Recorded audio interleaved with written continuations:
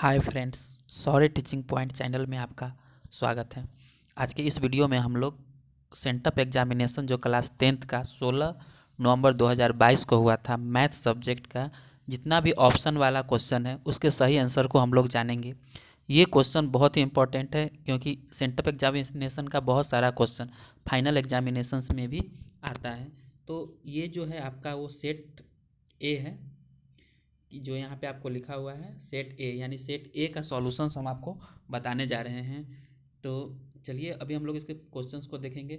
जैसा कि इसमें बताया हुआ है कि कितना नंबर का टोटल क्वेश्चंस होगा, तो टोटल 100 ऑप्शंस होते हैं, जिसमें ऑप्शंस वाले क्वेश्चन होते हैं, जिसमें से 50 ऑप्शंस वाले क्वेश्चंस का सही आंसर हम लोग को देना होता है। तो हम लोग सबसे पहले चलते हैं क्वेश्चंस की तरफ और 1 से लेके 100 तक का जो ऑप्शन वाला क्वेश्चन है उसको हम लोग सॉल्व करेंगे। और इसमें जो पहला पेज है उसमें स्टूडेंट्स के लिए निर्देश भी दिया हुआ होता है कि परीक्षार्थी अपना एग्ज़ाम देने से पहले इसको अच्छे से एक बार पढ़ लेना है। ठीक है, तो हम लोग चलते हैं पहले क्वेश्चंस की तरफ। तो सेंटअप एग्जामिनेशन 2022 का जो मैथ्स का 16 नवंबर 2022 का जो एग्ज़ाम हुआ था उसमें जो पहला नंबर क्वेश्चन है उसका सही ऑप्शन है ऑप्शन नंबर सी, यानी यदि भाग एल्गोरिदम ए बराबर बी क्यू प्लस आर में ए बराबर 72, बी बराबर 9 और क्यू बराबर 8 हो तो आर बराबर क्या होगा। तो इसका सही आंसर है ऑप्शन नंबर सी, यानी इसका आर बराबर जो होगा वो आपका 0 होगा। अब हम लोग क्वेश्चन नंबर 2 देखते हैं। उसमें लिखा हुआ है म100 यानी महत्तम समावर्तक ए बी गुने लघुत्तम समावर्तक ल100 ए बी किसके इक्वल होगा। तो इसका सही आंसर है ऑप्शन नंबर बी, ए गुने बी के इक्वल होगा। ठीक है, तो इसमें का जितना भी क्वेश्चन है उसको अच्छे से ज़रूर ध्यान से याद कर लें, यानी इसको देख के समझ लें। और इसका डिस्क्रिप्टिव वीडियो, ये सिर्फ ऑप्शन सही आंसर आपको बताया जा रहा है, ये आंसर सही किस तरह से होगा इसके लिए इस चैनल को सब्सक्राइब कर लें और जो स्टूडेंट स्पेशली क्लास 10th में उनके साथ शेयर कर दें। ठीक है, तो इसका और भी वीडियो आएगा जिसमें डिस्क्रिप्टिव रहेगा, यानी आपको समझाया हुआ रहेगा कि किस तरह से इसका आंसर कौन कौन सा ऑप्शन किस तरह से हुआ। चलिए अब क्वेश्चन नंबर 3 है, रूट 15 है क्या। तो इसका सही जवाब है कि वो रूट 15 क्या है, तो एक अपरिमेय संख्या है। इसी तरह से क्वेश्चन नंबर 4 जिसमें पूछा गया है क्या कि 124 के अभाज्य गुणनखंड में 2 का घातांक कितना होगा। तो 124 के अभाज्य गुणनखंड में 2 का घातांक 2 होगा, यानी इसका ऑप्शन नंबर बी सही है। अब क्वेश्चन नंबर 5 की तरफ चलते हैं। इसमें है क्या चीज़ कि निम्नलिखित में कौन सा भिन्न का दशमलव प्रसार शांत होगा। तो इसमें ऑप्शन नंबर डी 3/160 जो होगा उसका दशमलव प्रसार जो होगा वो आपका शांत होगा। क्वेश्चन नंबर 6 है, दो संख्याओं का गुणनफल 1600 एवं उसका महत्तम समावर्तक म 5 हो तो संख्याओं का लसव कितना होगा। तो इसका सही जवाब है ऑप्शन नंबर सी 320 होगा। ठीक है, इसके बाद क्वेश्चन नंबर 7 की ओर चलते हैं। 36 तथा 84 का मौसव है, यानी 36 और 84 का महत्तम कितना होगा। तो उसका सही जवाब है ऑप्शन नंबर सी 12 होगा। ठीक है, अब हम लोग क्वेश्चन नंबर 8 की ओर चलेंगे। क्वेश्चन नंबर 8 है, निम्नलिखित में कौन बहुपद नहीं है। तो यहाँ पे 4 ऑप्शन है, उसमें बताना है कौन बहुपद नहीं है। तो उसका सही जवाब है ऑप्शन नंबर सी 2/x-1 जो है वो बहुपद नहीं है। अब क्वेश्चन नंबर 9 की तरफ चलते हैं हम लोग। क्वेश्चन नंबर 9 है, यदि किसी द्विघात बहुपद पी एक्स बराबर x square minus 2x plus 5 के शून्यक अल्फा बीटा हो तो अल्फा प्लस बीटा का मान होगा। तो इसका सही जवाब है ऑप्शन नंबर बी। ये सब ऑप्शन कैसे आया इसके लिए इस चैनल को सब्सक्राइब कर ले, क्योंकि इसका डिस्क्रिप्टिव वीडियो चैनल में डाला जाएगा, अच्छे से अपलोड किया जाएगा, जिसको पूरा देखेंगे। अब है क्वेश्चन नंबर 10 जिसमें लिखा हुआ है बहुपद x square minus 2x minus 3 के शून्यक हैं, यानी बहुपद x square minus 2x minus 3 को सॉल्व करने पर कौन सा दो आंसर आएगा, या फिर कौन सा दो आंसर है जिसका वैल्यू बहुपद में रखने पर यह उसको शून्यक मतलब 0 बना देगा। तो इसका ऑप्शन नंबर सी सही है, 3 और -1। तो ये रहा क्वेश्चन नंबर 10। अब हम लोग चलते हैं क्वेश्चन नंबर 11 की। क्वेश्चन नंबर 11 है, यदि अल्फा और बीटा द्विघात बहुपद a plus B x plus C x square के शून्यक हो तो अल्फा प्लस बीटा का मान होगा। तो इसका सही आंसर है ऑप्शन नंबर ए। अब हम लोग चलते हैं क्वेश्चन नंबर 12 की तरफ। 12 नंबर क्वेश्चन में है, यदि त्रिघात बहुपद 2x³ plus 3x square minus 5x minus 2 के शून्यक अल्फा बीटा और गामा हो तो अल्फा गुने बीटा गुने गामा का मान होगा। तो इसका सही आंसर है ऑप्शन नंबर बी, यानी एक आंसर जो होगा वो इसका सही आंसर होगा। ठीक है, तो ये था क्वेश्चन नंबर 12। अब हम लोग चलते हैं क्वेश्चन नंबर 13 की ओर।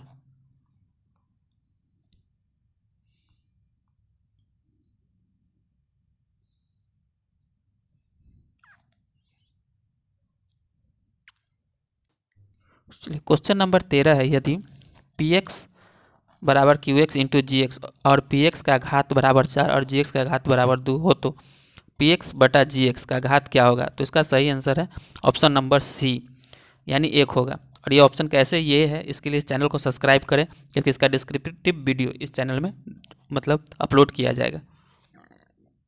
अब क्वेश्चन नंबर 14, यदि q एक धनात्मक पूर्णांक हो तो एक धनात्मक विषम पूर्णांक का रूप होगा, कौन सा सही होगा? तो ऑप्शन नंबर बी 6q + 3। अब हम लोग चलते हैं क्वेश्चन नंबर 15 की तरफ। तो क्वेश्चन नंबर 15 है क्या कि बहुपद 3x³ - 5x² - 11x - 3 का घात क्या होगा? तो इसका सही ऑप्शन है ऑप्शन नंबर बी, यानी 3 होगा।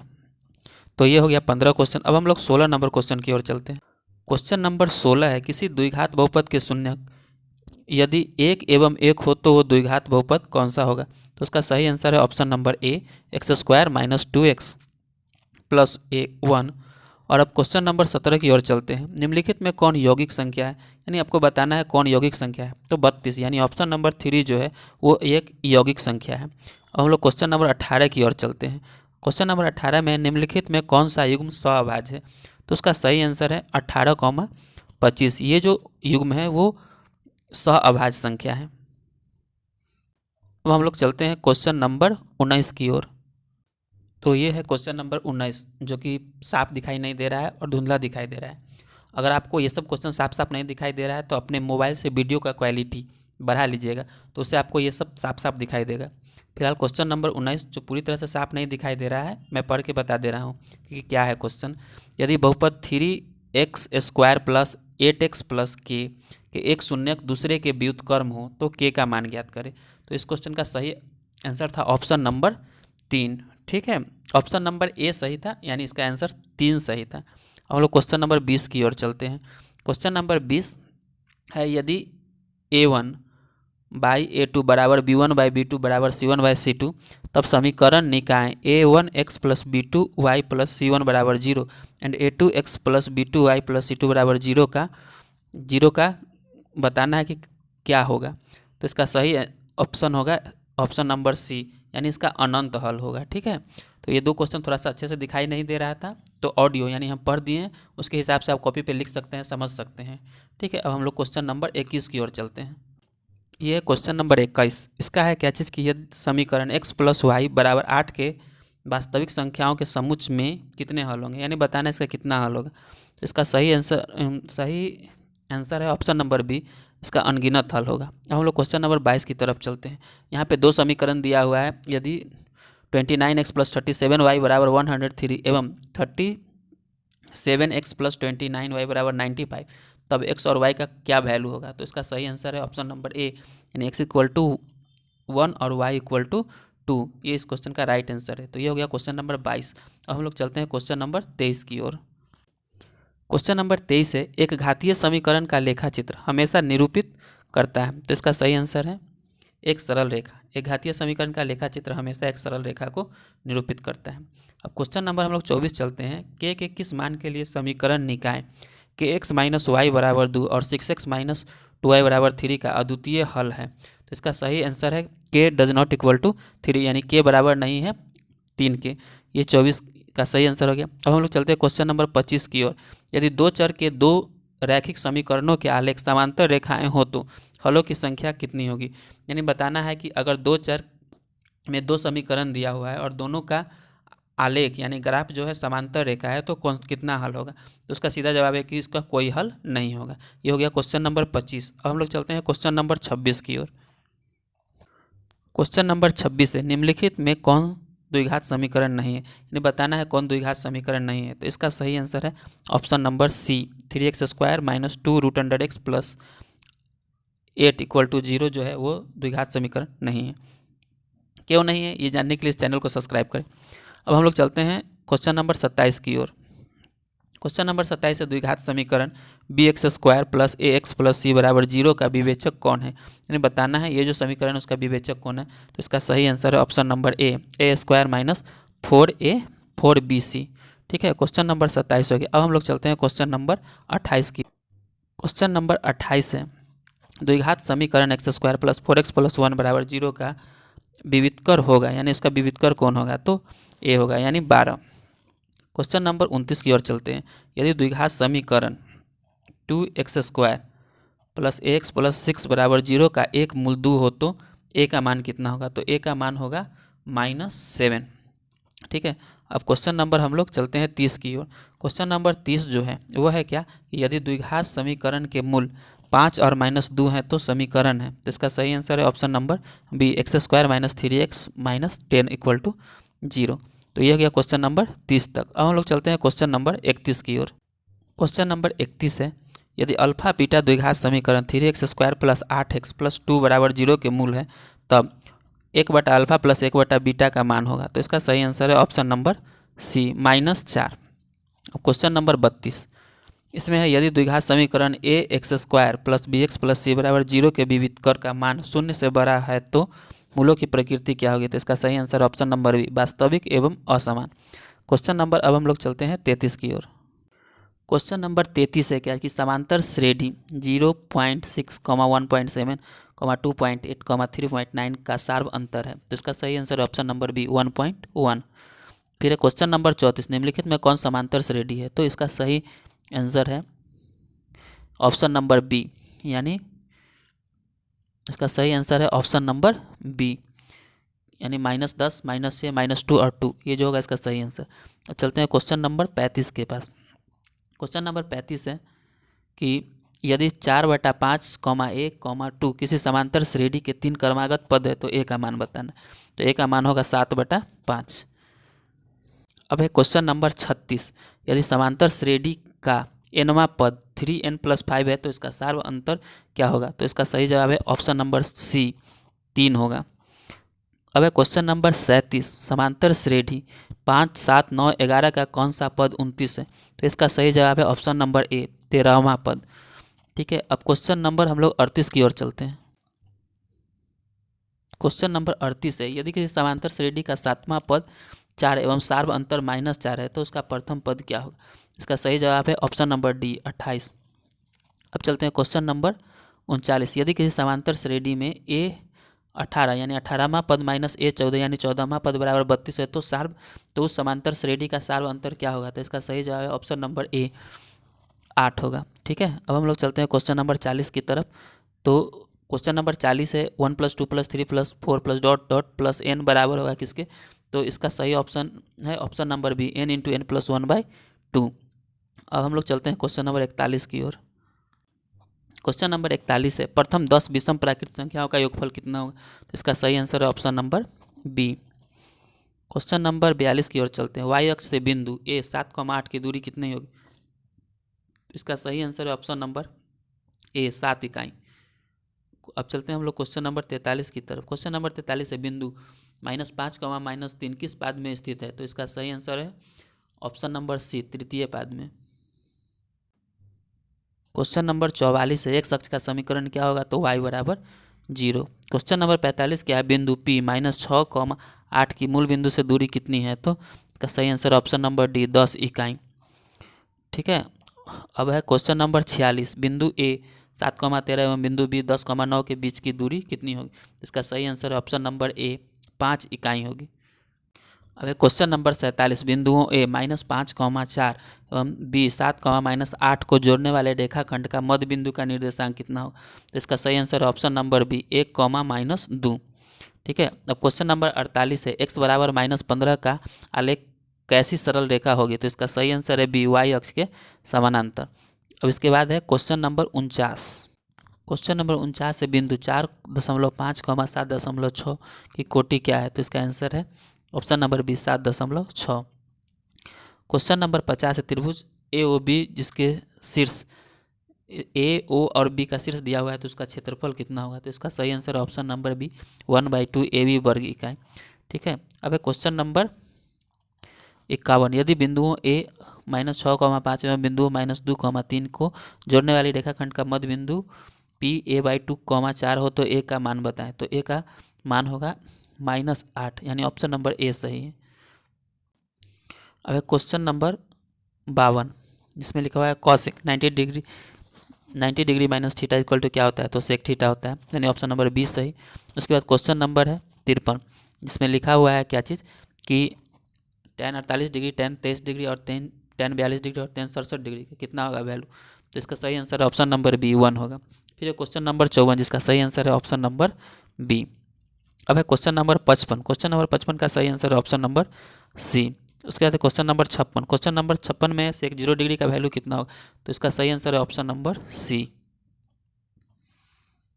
फिर क्वेश्चन नंबर 57, यदि थीटा इक्वल टू 45 डिग्री है तो tan square theta plus 1/sin square theta का मान कितना होगा।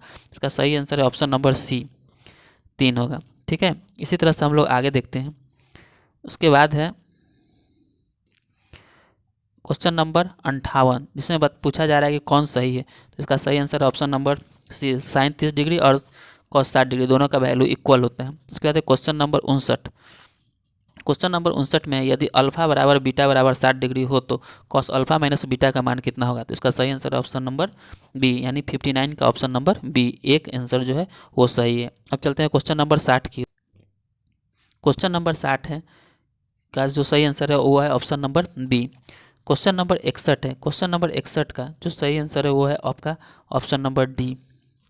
Question number 62। क्वेश्चन नंबर 62 का जो सही आंसर है वो है आपका ऑप्शन नंबर ए। फिर है क्वेश्चन नंबर 63। तो क्वेश्चन नंबर 63 का जो सही आंसर है वो है आपका ऑप्शन नंबर बी 1 है। अब हम लोग चलते हैं क्वेश्चन नंबर 64 की तरफ। Question number 64। क्वेश्चन नंबर 64 का सही आंसर है ऑप्शन नंबर ए। अब है क्वेश्चन नंबर 65। क्वेश्चन नंबर 65 का सही आंसर है option number A 1। Question number 66। Question number जो 66 है उसका सही आंसर है आपका ऑप्शन नंबर डी।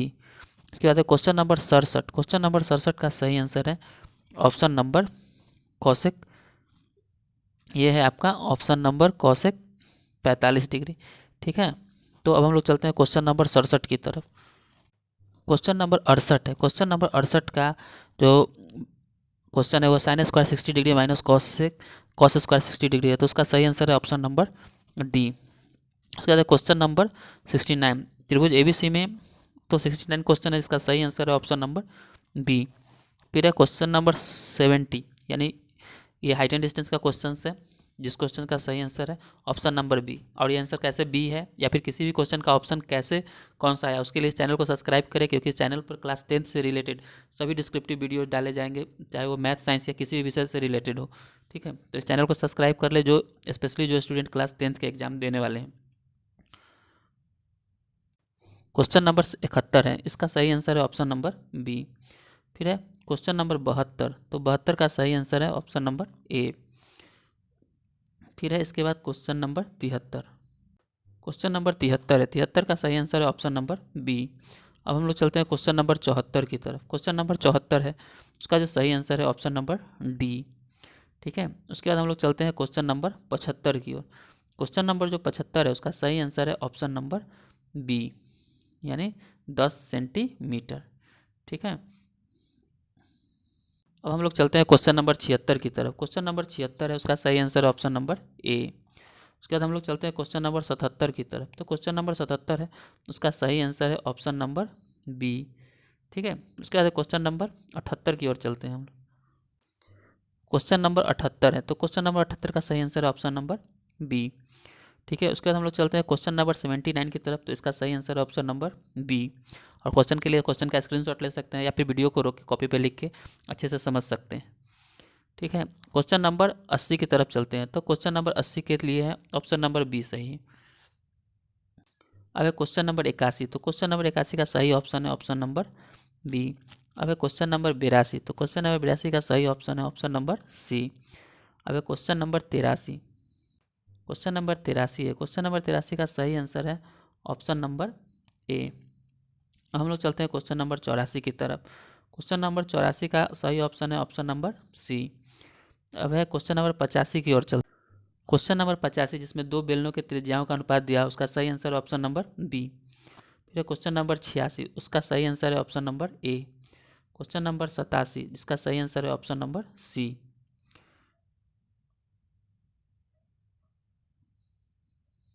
अब है क्वेश्चन नंबर 88। तो क्वेश्चन नंबर 88 का सही आंसर है ऑप्शन नंबर ए। उसके बाद है क्वेश्चन नंबर 89। तो क्वेश्चन नंबर 89 का सही आंसर है ऑप्शन नंबर बी। अब हम लोग चलते हैं क्वेश्चन नंबर 90 की तरफ। यह क्वेश्चन नंबर 90। क्वेश्चन नंबर 90 का सही आंसर है ऑप्शन नंबर सी। अब हम लोग चलते हैं क्वेश्चन नंबर 91 की तरफ। तो क्वेश्चन नंबर 91 का सही आंसर है ऑप्शन नंबर सी। फिर हम लोग चलते हैं क्वेश्चन नंबर 92 की तरफ। तो क्वेश्चन नंबर 92 का सही आंसर है ऑप्शन नंबर बी 11।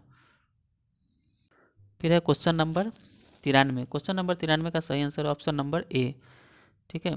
फिर है क्वेश्चन नंबर 94। क्वेश्चन नंबर 94 का सही आंसर है ऑप्शन नंबर सी।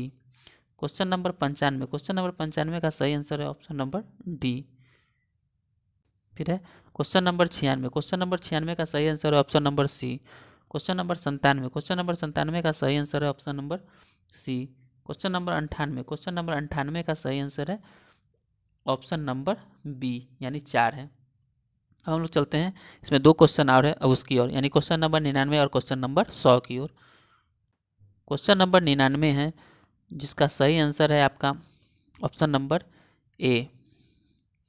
इसके बाद हम लोग चलेंगे क्वेश्चन नंबर लास्ट यानी क्वेश्चन नंबर 100 की तरफ, जो इस ऑप्शन वाले यानी सेंटअप एग्जामिनेशन 2022 जो क्लास 10th के स्टूडेंट्स के लिए हुआ था मैथ्स क्लास का, उसका यह लास्ट क्वेश्चन है। यानी टोटल 100 क्वेश्चन पूछा गया था, जिसमें से टोटल 50 क्वेश्चंस का आंसर्स आपको सही सही आंसर को OMR शीट में कलर करना था। ठीक है। तो इसमें सिर्फ हम इसके ऑप्शंस के बारे में बताएं कि कौन सा सही है और ये ऑप्शन कैसे सही है या फिर क्वेश्चन को कैसे सॉल्व करना है। तो उसके लिए इस चैनल को सब्सक्राइब कर लें, क्योंकि और स्पेशली स्टूडेंट क्लास 10th जो कि एग्जाम देने वाले हैं। ठीक है। तो क्वेश्चन नंबर 100 अब हम लोग देखते हैं। क्वेश्चन नंबर 100 का सही आंसर है ऑप्शन नंबर सी। तो इस तरह से टोटल 100 क्वेश्चन का सही सही आंसर आपको बता दिया गया है। और ऐसे ही वीडियो और देखने के लिए जो एजुकेशन से रिलेटेड है, स्पेशली इस चैनल पर क्लास 9, 10, 11 और 12 के सभी सब्जेक्ट का वीडियो डाला जाएगा। तो इसके लिए इस चैनल को सब्सक्राइब कर लें, शेयर करें अपने दोस्तों के साथ, और अगर वीडियो अच्छा लगे तो इसको लाइक करें। धन्यवाद।